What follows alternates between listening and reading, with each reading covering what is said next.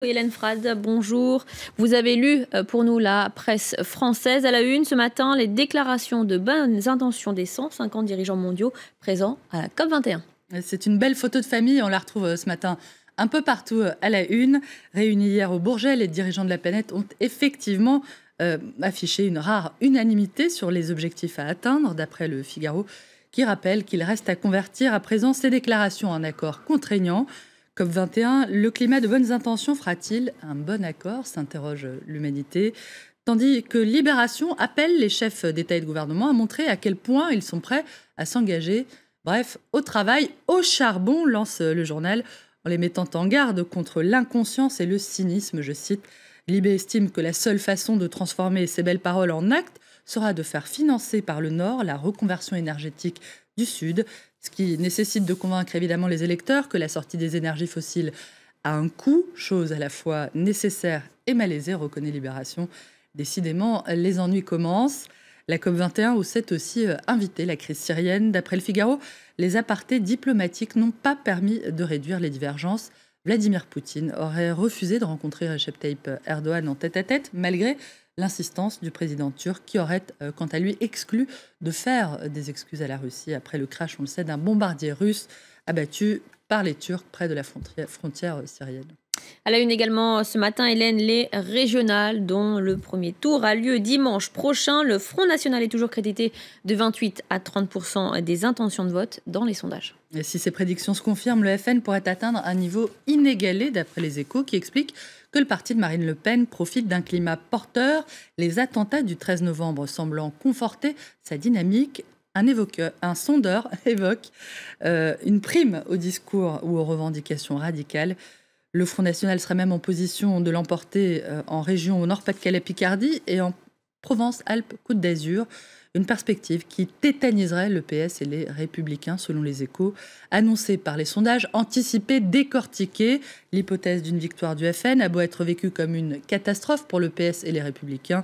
Elle suscite davantage d'effroi que de réponse, écrit le journal, qui relève évidemment la difficulté de contrer le discours du FN, prédire le chaos, notamment sur les questions économiques. Le chaos social est déjà là, répondent ses électeurs. Critiquer ces nombreuses incohérences, c'est comme si personne ne voulait les entendre.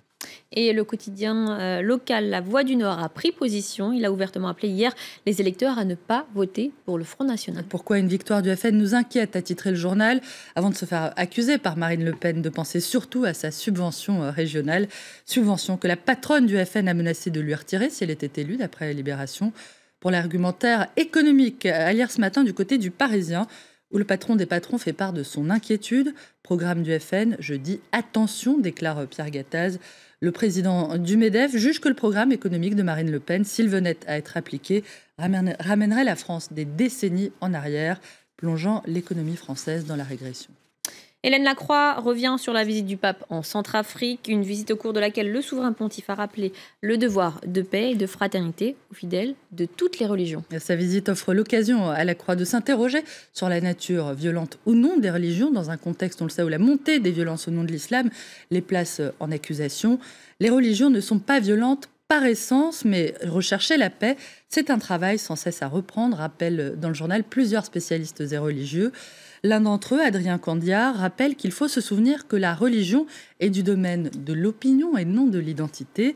Quand je rencontre un croyant d'une autre religion, explique-t-il, je crois que j'ai raison, mais pour que la discussion soit possible, je dois lui reconnaître ce droit symétrique, s'identifier à sa religion au point de rendre indiscutable tous ses contenus de foi est le meilleur moyen d'en venir à l'affrontement, je le cite.